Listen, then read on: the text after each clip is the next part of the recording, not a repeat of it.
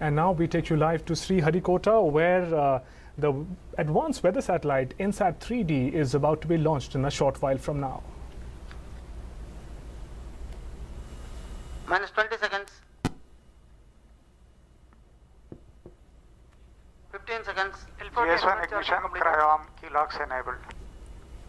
10, 9, UPS cutoff normal. 8, 7, 6, 5, 4, 3, 2, 1. L40 0, ignited. plus 1. Yes. Plus 2. GS1 L40 performance normal and S139 ignition. Vehicle lifts off from the launch pad. Plus 7. Plus 8. शानदार तरीके से 9, plus 10 seconds. यान ने अपनी यात्रा शुरू की, उड़ान स्थल को छोड़ा और अब अपने नियत मार्ग पर जाते हुए आप देख रहे हैं एक बहुत ही शानदार उड़ान। प्रथम चरण पूरी तरीके से प्रज्वलित। GSLV majestically going through the atmospheric phase of flight, 30 seconds into the flight. Set at altitude of around 4 kilometers. Return to north. GS L40 performance is performance normal. 45 seconds into the flight. Plus 50 seconds. Plus 25 seconds. Plus 1 minute.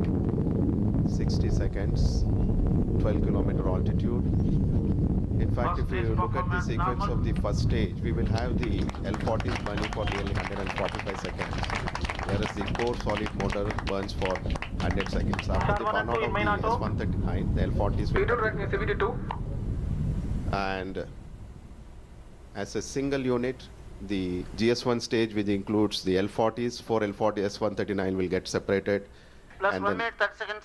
nominal time of separation is 151 seconds. Now we are at 93 seconds into the flight. And a view of the altitude and the velocity profile, you can see very closely matching with the pre-flight predictions. So L40 S139 performance normal. S139 has burnt out. And our correspondent Philippe Matthew is present at Sriharikota at the venue from where the launch has taken place. Philip, it all looks good as of now, doesn't it? We just saw the launch of the advanced weather satellite INSAT 3DR. The sound of applause. We saw the spectacular images of the launch of the rocket. How are the things going as of now? Well, Philip. Shubhendu, I can tell you that as of now, the launch is going exactly according to sequence. In fact, we have just, as you must have heard, the engine has ignited to the first stage. Right. And we are told it will separate on schedule if things go according to plan. So clearly, at the moment, as you can see, ISRO scientists clapping as the first stage is separated. And we are now waiting to see how the subsequent stages perform. In fact, as the graph shows, it clearly is performing exactly according to plan. So clearly a very important moment as far as ISRO's space launch is concerned, especially as far as GSLV.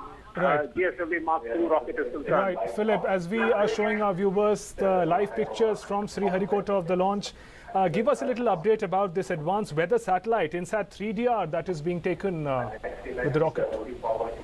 Well, there are two aspects to this particular satellite, to this particular launch. In fact, let me tell you that apart from INSAT 3DR, Yeah. which is among the most advanced weather satellites in its class, its significant features are an ability to capture infrared pictures of low clouds and fog at night time. And also, it can capture images to accurately estimate sea surface temperatures. Now, you might wonder what particular uses this could have. Well, this is very useful in predicting not just the nature of the monsoons, but also during extreme cases of extreme events, like cyclones or tsunamis and things Right. like that. So these weather predictions come in very handy at that time during extreme events. So apart from that, of course, the other significant aspect about the flight is that it is carrying an indigenous cryogenic upper stage, which is the first time that GSLV is carrying it in an operational flight. Right. So that is something that's going to be very vital for the future of India's launch program, because satellites of the 410 class will be launched on GSLV Mark III in future. And in fact, India's mission to the moon will also require a very successful indigenous cryogenic stage. And to that extent, ISRO attempting to kill two birds with one stone as far as this mission is concerned. Right, Philip, that's an important input. The first operational flight of GSLV with indigenous cryogenic technology. Now, since it's indigenous, how important is it for ISRO, and how long did it take to achieve these feat that we could have our own indigenous cryogenic technology to launch a rocket successfully? Well, I can tell you that we've seen three developmental flights so far. And this is the first operational mission as far as the indigenous cryogenic stage is concerned. But if things go according to plan, not only will we have future Mark II flights, but the first GSLV Mark III, which is scheduled somewhere towards the end of this year, which is basically meant to carry satellites in the 4-ton class, that is, 4,000 kg and above. These are the satellites which are now currently being launched from, by using Ariane rockets abroad. Now, this can be avoided, and in a sense, ISRO's Make in India program will receive a boost once GSLV Mark III rockets become operational with the indigenous cryogenic stage. Right, Philip. Also, we can see more visuals of the scientists and the people present at the venue applauding. Can you tell us if another stage has been cleared by this launch? Exactly, Shubhendu. In fact, I can tell you that the launch is going in textbook fashion as of now, exactly as per the graphs indicated on the screen. So clearly the stage is separating as planned. And in fact, most scientists that we spoke to before the launch were quietly confident that things would go according to plan. Yes, there was a small glitch in the morning when the launch was put off by around 40 minutes, but scientists told us that it was nothing major. It was essentially a delay in the fuel filling operations. Okay. But so far, their confidence has certainly been borne out by the performance of the vehicle so far. Right, Philip. Also, the development will be keenly watched by the global communication satellite makers, since there is globally there is a shortage of reliable launchers. Since, last week we know that explosion of SpaceX rocket on the launch pad only aggravated the situation. So the search for a reliable launcher globally is there, and today's launch therefore becomes all the more important, doesn't it?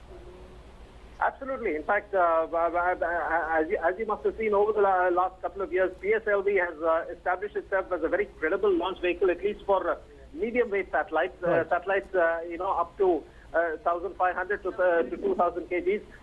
What ISRO is attempting to do is to make sure that it can capture a share of the heavy-duty launch market. The satellites that are above 2 tons and between 2 to 4 tons. That's what ISRO is looking to capture, because that's where the big money is, and that's where ISRO can really save on costs, because at the moment ISRO spends a lot of money sending its satellites abroad to be launched on Ariane rockets from abroad. So that clearly is something that ISRO is looking to save. So this mission will achieve a double purpose. Apart from setting up a satellite inside a weather satellite 3DR, it will also ensure or validate the cryogenic stage that's been carried on board.